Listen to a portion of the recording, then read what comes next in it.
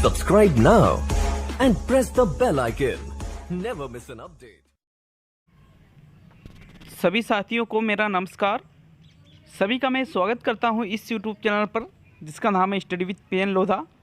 साथियों, रीट एग्ज़ाम 2021 हेतु संस्कृत शिक्षण का पेपर नंबर 5 आज हम हल करेंगे। 30 क्वेश्चन है संपूर्ण सिलेबस से, 30 ही प्रश्न आपके एग्ज़ाम में आएंगे। 15 क्वेश्चन आपके संस्कृत की व्याकरण के हैं और 15 क्वेश्चन आपके संस्कृत की शिक्षण विधियों के हैं। बिल्कुल जो माध्यमिक शिक्षा बोर्ड राजस्थान ने सिलेबस जारी कर रखा है उसी के आधार पर ये पेपर बनाया गया है, तो वीडियो को पूरा देखकर ज़रूर जाइए। इसके बाद में सुबह 8 बजे आपके हिंदी का पेपर आ रहा है साथियों, तो उस हिंदी के पेपर को अवश्य देखिएगा। और आपके लिए कुछ विशिष्ट चीज़ें लेकर आ रहा हूँ शाम को 5 बजे। देखिए, शाम को 5 बजे वाला जो वीडियो है वो जो स्पेशल मान सकते हो, कक्षा 1 से लेकर के कक्षा 8 तक के जो शिक्षक बनेंगे, भाई 3rd ग्रेड में यहीं तक बनते हैं शिक्षक, तो सभी के लिए दोनों लेवल के लिए कुछ स्पेशल फैक्ट या फिर यूँ मान सकते हो कुछ स्पेशल लेकर आ रहा हूँ आपके लिए। तो चलिए यहाँ पर वीडियो को शुरू करेंगे। पहला क्वेश्चन देखते हैं। प्रश्न नंबर 1 है, उष्म वर्णा है क्रम है संति ये रे ले व ये व रे ले शे से है शे से शे है। तो साथियों यहाँ पर आपको उष्म वर्णों का क्रम बताना है। कौन सा उष्म वर्णों का क्रम है?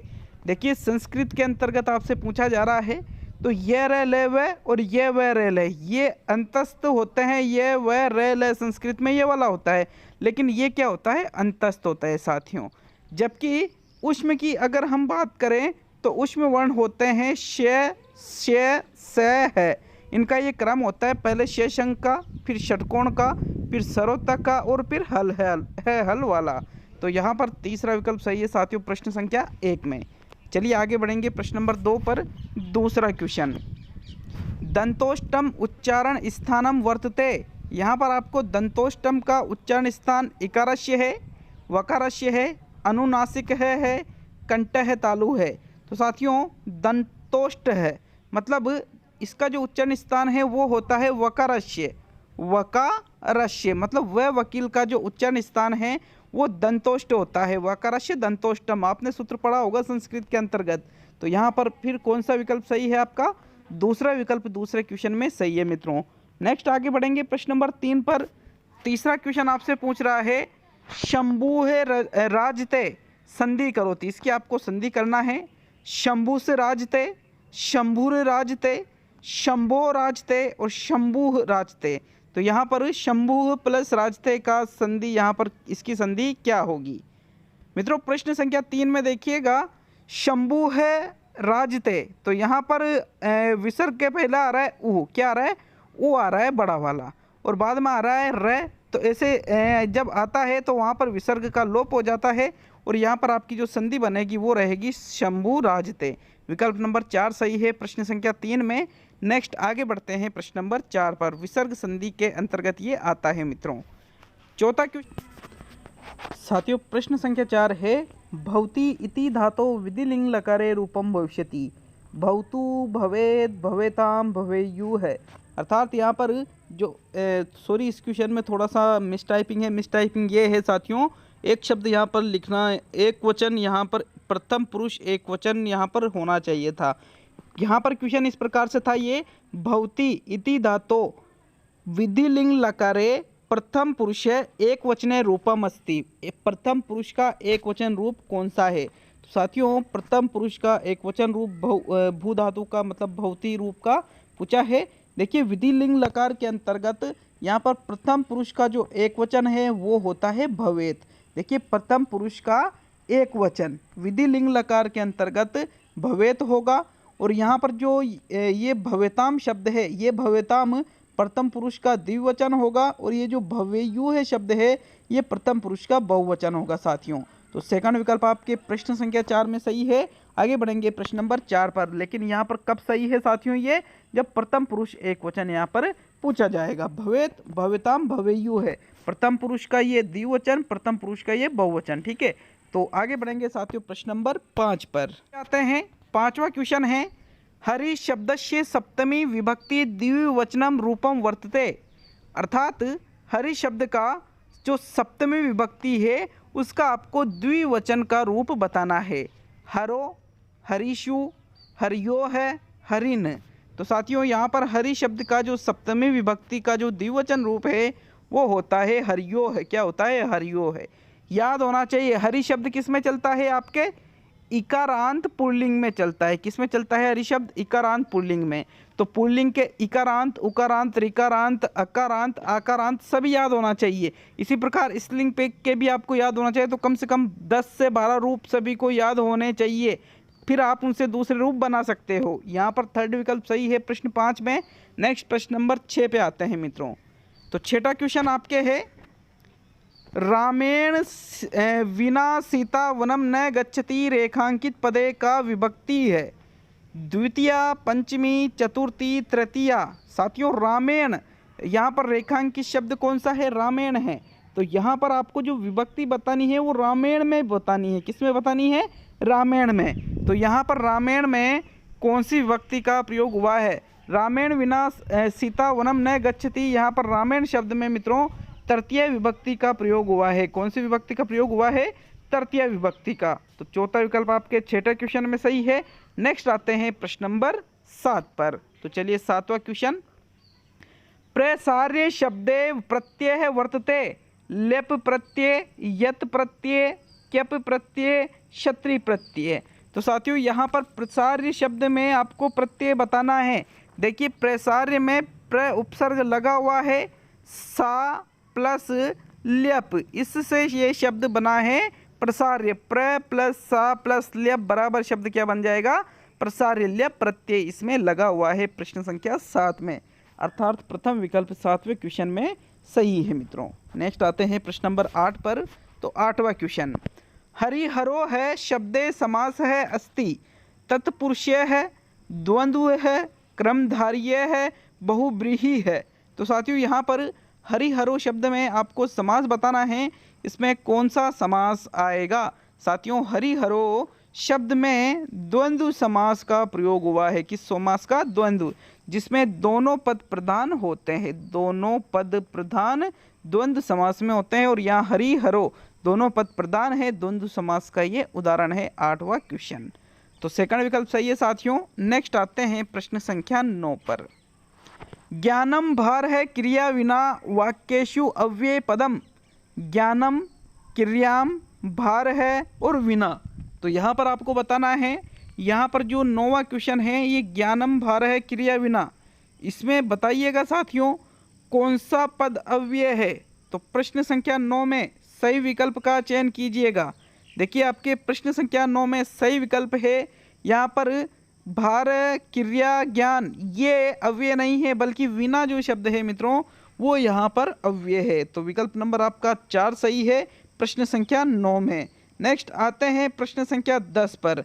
तो 10वां क्वेश्चन, प्रश्न संख्या 10 है, मंदा क्रांता छंदसी प्रतिचरणम वर्णा है भवंती, सप्तदश है, षोडश है, द्वादश है, एक विशंति। यहाँ पर देखिएगा मंदा क्रांता छंद के प्रत्येक चरण में कितने वर्ण होते हैं आपको आंसर इसका देना है। सप्तदश मतलब 17, षोडश मतलब 16, द्वादश मतलब 12, एक विशंति मतलब 21। तो बताइए प्रश्न संख्या 10 में आपका कौन सा विकल्प सही है साथियों। आपके जो 10वां क्वेश्चन है इसके प्रत्येक चरण में मंदा क्रांता छंद में प्रत्येक चरण में सप्तदश मतलब 17 वर्ण होते हैं और जबकि इसके चारों चरणों के वर्णों का योग कितना होता है साथियों? 17 चौके 68। यहाँ पर आपका प्रथम विकल्प सही है 10वें क्वेश्चन में। आगे बढ़ेंगे प्रश्न नंबर 11 की ओर। तो चलिए 11वां क्वेश्चन देखेंगे। आपके प्रश्न संख्या 11 क्या पूछा जा रहा है? मुझे पुस्तक अच्छी लगती है, संस्कृत अनुवाद है करोति। इसका आपको संस्कृत में अनुवाद करना है।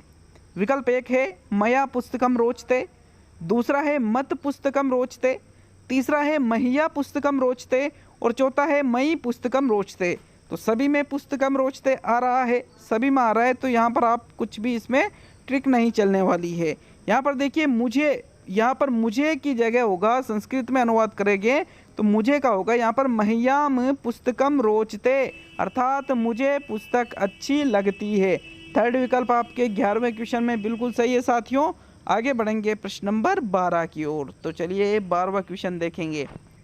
मया चित्रम दृश्यते वाच्य परिवर्तनम कुरुत है। यहाँ पर आपको वाच्य का परिवर्तन करना है।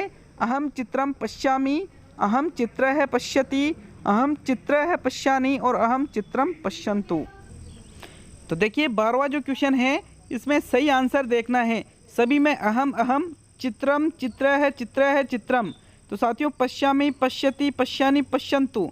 तो यहाँ पर प्रश्न संख्या 12 का सही विकल्प आपको बताना है। कौन सा जो विकल्प है वो सही रहेगा। तो बताइए प्रश्न संख्या 12 में सही आंसर। साथियों मया का तो अहम होता है, वाच्य परिवर्तन जब करोगे। चित्रम का यहाँ पर चित्रम ही रहेगा, ठीक है, चित्रम का चित्र है नहीं होता है। अब यहाँ पर दो विकल्प बचे हैं, पश्यामी और पश्यन्तु।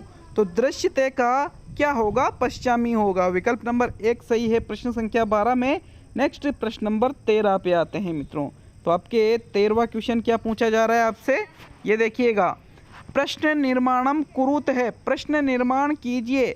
ग्रामेभ्य है, जना है, नगरम आगच्छन्ति। तो यहाँ पर रेखांकित शब्द क्या है, ग्रामेभ्य। इसी को ध्यान में रखकर आपको प्रश्न का निर्माण करना है। पहला विकल्प देखिएगा केशाम, दूसरा है केशु, तीसरा है केन और चौथा है केभ्य है। तो यहाँ पर जो प्रश्न निर्माण हम करेंगे साथियों ग्रामेभ्य है। तो यहाँ पर ग्रामेभ्य भी बाद में आ रहा है ना, तो आप जब भी प्रश्न निर्माण करते हो तो एक सीधी सी चीज़ है कि जो वहाँ पर प्रश्न में रेखांकित शब्द होता है उसी से प्रश्न निर्माण करना होता है। अब यहाँ पर रेखांकित शब्द क्या है, ग्रामेभ्य। तो बाद में भ्य आ रहा है ना, यहाँ पर भ्य से भ्य मिला लीजिए। चौथा विकल्प आपका सही है। केभ्य है, जना है, नगरम आगच्छन्ति। ग्रामेभ्य जना है, नगरम आगच्छन्ति। इस प्रकार से प्रश्न उत्तर ये होता है। तो चौथा विकल्प आपके 13वें क्वेश्चन में सही है। नेक्स्ट प्रश्न नंबर 14 पे आते हैं। आपके प्रश्न संख्या 14 है, अत्र शुद्धम वाक्यम अस्ति। इनमें से कौन सा वाक्य शुद्ध है। तेन पाठ है पठित है, तेन पाठम पठितम, तेन पाठा पठिता, स पाठम पठितम। तो बताइए यहाँ पर जो शुद्ध वाक्य है इन चारों में से कौन सा वाक्य शुद्ध है। साथियों प्रश्न संख्या 14 का सही विकल्प बताइएगा। तो मित्रों यहाँ पर तेन पाठम पठितम बिल्कुल गलत, पाठा पठिता पाठम पठितम नहीं, बल्कि तेन पाठ है पठित है। साथियों प्रथम विकल्प आपके 14वें क्वेश्चन में सही रहेगा। एक आगे देखेंगे प्रश्न संख्या 15 को, जो कि आपके ग्रामर का अंतिम क्वेश्चन है। इसके बाद 15 क्वेश्चन शिक्षण के रहेंगे। बहुत ही शानदार क्वेश्चन है शिक्षण के। प्रश्न संख्या 15, सुक्ति पूर्यत है, सुक्ति की पूर्ति करना है। ज्ञानेन हीना है, रिक्त स्थान समाना है। गुरु भी समाना है, पशु भी समाना है, मूर्खस्य समाना है, वानरे समाना है। तो साथियों ज्ञानेन हीना मतलब ज्ञान के बिना पशु भी पशु के समान मानव जीवन माना जाता है। तो यहाँ पर पशु भी है, दूसरा विकल्प 15वें क्वेश्चन में सही है। नेक्स्ट प्रश्न नंबर 16 पे आते हैं साथियों। 16वां क्वेश्चन है आपके, पूर्णादंश है, प्रति इति शिक्षण सूत्रे आधारित शिक्षण रीति अस्ति। पाठ्य पुस्तक विधि है, प्रत्यक्ष विधि है, विश्लेषणात्मक विधि है, संश्लेषणात्मक विधि है। अर्थात 16वें क्वेश्चन में एक बार आप आंसर बताइए, फिर इसको अच्छे से हम समझेंगे। तो 16वें क्वेश्चन में आपका जो राइट आंसर है वो रहेगा विश्लेषणात्मक विधि है। कैसे, पूर्णादंशम, पूर्णादंशम तो पूर्ण से अंश की ओर, पूर्ण से अंश की ओर ये जो शिक्षण सूत्र है इस पर आधारित शिक्षण विधि बताना है।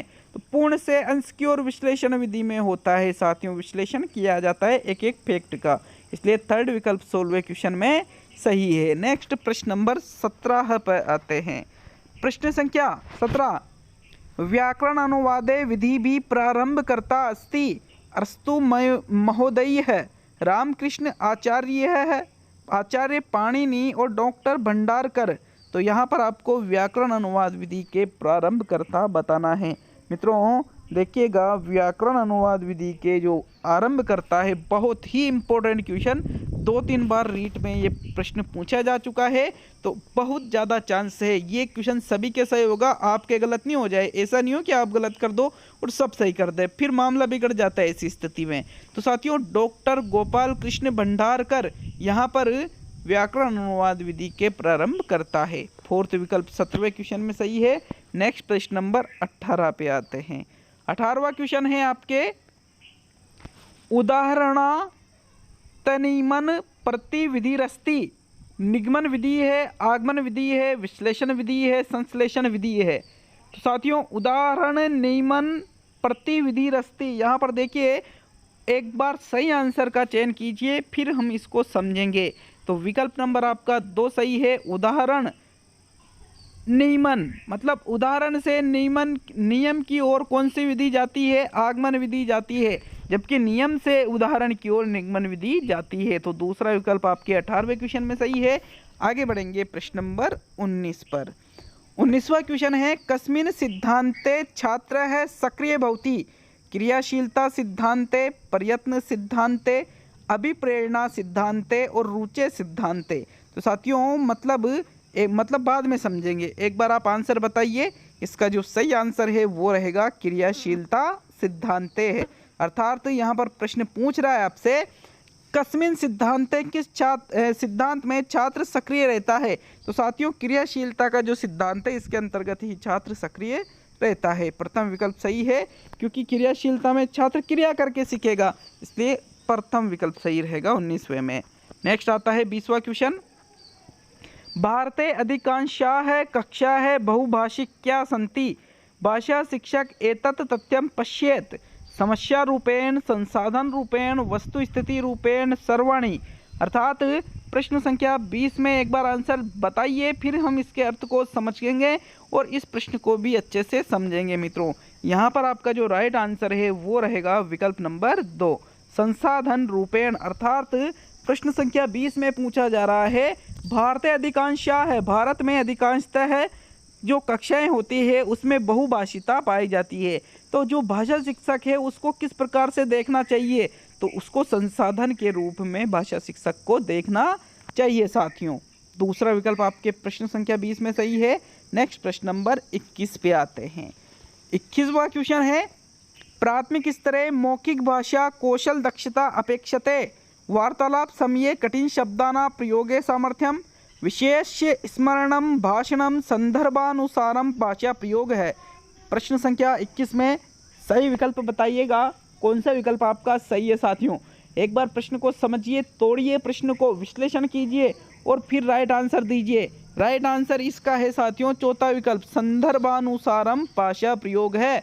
प्रश्न पूछ रहा है आपसे, प्राथमिक स्तर पर मौखिक भाषा कौशल ठीक है, ये तो दक्षता अपेक्षित है। मतलब मौखिक भाषा कौशल जो होता है उसमें दक्षता लाने के लिए क्या अपेक्षित है? तो भाषण देना नहीं है। विशेष स्मरणम तो कठिन रटना हो गया, कंठस्थीकरण हो गया। वार्तालाप समय कठिन शब्दाना प्रयोगे सामर्थ्यम, वार्तालाप के समय कठिन शब्दों का प्रयोग करना। तो कठिन शब्दों का प्रयोग करना कहाँ की सही रणनीति होती है? नहीं, बल्कि संदर्भानुसारम भाषा प्रयोग है। संदर्भ के अनुसार, वस्तु स्थिति के अनुसार भाषा का प्रयोग करना ही मौखिक भाषा कौशल दक्षता जो है उसमें अपेक्षित मानी जाती है। चौथा विकल्प 21वें क्वेश्चन में सही है मित्रों। नेक्स्ट आता है प्रश्न नंबर 22। तो आपके 22वां क्वेश्चन देखेंगे, छात्रस्य ज्ञानात्मक क्षेत्रस्य परीक्षणं कथं क्रियते? दर्शनेन, परीक्षया, मूल्यांकनेन, भाषणेन। प्रश्न संख्या 22 में सही आंसर बताइए एक बार, इसका कौन सा विकल्प सही है? तो 22वें क्वेश्चन में आपका जो सही विकल्प है वो रहेगा परीक्षया। किस प्रकार से सही है साथियों, समझ लीजिए इस चीज़ को। छात्र का ज्ञानात्मक क्षेत्र का आपको परीक्षण करना है, तो परीक्षण किसके माध्यम से किया जाएगा? परीक्षा के माध्यम से, क्योंकि ज्ञानात्मक क्षेत्र का ही आपको परीक्षण करना है, इसलिए मूल्यांकन सही न होकर परीक्षया सही रहेगा प्रश्न संख्या 22 में। ये प्रश्न बहुत ही इम्पोर्टेंट है। आगे बढ़ेंगे साथियों प्रश्न संख्या 23 पर। यहाँ पर मूल्यांकन में साथियों ज्ञानात्मक, भावात्मक, क्रियात्मक सभी क्षेत्रों का होता है, लेकिन ज्ञानात्मक क्षेत्र का ही करना है तो परीक्षा के माध्यम से ही हो जाता है वो, तो इसलिए आपका दूसरा विकल्प सही है 22वें में। नेक्स्ट प्रश्न नंबर 23 पे आते हैं साथियों। 23वां क्वेश्चन वेरी इंपॉर्टेंट, जो समझेगा वो ही इसका आंसर देगा। पठेन दुर्बल छात्राणां कृते कीदृश शिक्षणस्य प्रदीयते? गद्य शिक्षणस्य, पद्य शिक्षणस्य, व्याकरण शिक्षणस्य न को अपि। इस क्वेश्चन का आंसर हर कोई नहीं दे पाएगा, बहुत इंपॉर्टेंट क्वेश्चन है, क्योंकि राइट आंसर इसका जो है, एक बार आप वीडियो को रोक सकते हो चाहो तो। राइट आंसर इसका मैं बता देता हूं साथियों, इसका राइट आंसर है न को अपि, इनमें से कोई नहीं। क्यों? क्योंकि प्रश्न पूछ रहा है पठेन दुर्बल छात्राणाम, जो पढ़ने में दुर्बल छात्र है करते कीदृश शिक्षण से प्रदीते, उनको किस प्रकार का शिक्षण प्रदान करना चाहिए। तो साथियों उनको गद्य पद्य व्याकरण नहीं, बल्कि जो पढ़ने में दुर्बल है तो उनको उपचारात्मक शिक्षण प्रदान करना चाहिए। गद्य पद्य व्याकरण से थोड़ी काम चलेगा, इनमें से कोई नहीं, मतलब उपचारात्मक शिक्षण काम लेना चाहिए। विकल्प नंबर 4 सही है। प्रश्न संख्या 23 में आगे बढ़ेंगे मित्रों प्रश्न नंबर 24 की ओर। तो आप कमेंट करके जरूर जाए कि कितने क्वेश्चन आज आप सही कर पाए हो। 25 प्लस कौन कौन आज सही कर पाया है, बिल्कुल ईमानदारी से कमेंट करना। चित्रे है अवबोधनम अत्र परिणामकारी बहुति, कला कौशल वर्धने, वाक्य कौशल वर्धने, श्रवण कौशल वर्धने, साहित्यिक कौशल वर्धने। प्रश्न संख्या 24 में सही विकल्प का आपको चयन करना है मित्रों। प्रश्न संख्या 24 में जो सही आंसर है वो रहेगा कला कौशल वर्धने, प्रथम विकल्प सही है। क्यों? क्योंकि चित्रे अवबोधनम, चित्र का अवबोधन करना, ये जो परिणाम है तो चित्र किसके अंतर्गत आता है? कला कौशल के अंतर्गत आता है साथियों। विकल्प नंबर आपका 1 सही है प्रश्न संख्या 24 में। नेक्स्ट आगे बढ़ेंगे प्रश्न नंबर 25 पर। तो चलिए आते हैं 25वें क्वेश्चन की ओर। आपके 25वां क्वेश्चन है गीत नाट्य पद्धति है भौती है, गद्य शिक्षण है, पद्य शिक्षण है, व्याकरण शिक्षण है, रचना शिक्षण है। गीत नाट्य पद्धति किसमें प्रयोग की जाती है? साथियों गीत नाट्य पद्धति का प्रयोग व्याकरण में नहीं किया जाता है, ना ही रचना में, ना ही गद्य में, बल्कि जो गीत नाट्य पद्धति है इसका प्रयोग पद्य शिक्षण में किया जाता है। गीत नाट्य पद्धति प्रारंभिक स्तर पर पद्य शिक्षण के लिए श्रेष्ठ विधि भी मानी जाती है। सेकंड विकल्प आपके 25वें क्वेश्चन में बिल्कुल सही है साथियों। आगे बढ़ेंगे प्रश्न नंबर 26 पर। तो आपके 26वां क्वेश्चन देखते हैं। प्रश्न संख्या 26 है अर्थ ग्रहणार्थम सर्वाधिक है उपयुक्त है पठनम भवति, चित्र पठनम, शब्द पठनम, सस्वर पठनम, मौन पठनम। बताइएगा 26वें क्वेश्चन का सही आंसर कौन सा रहेगा।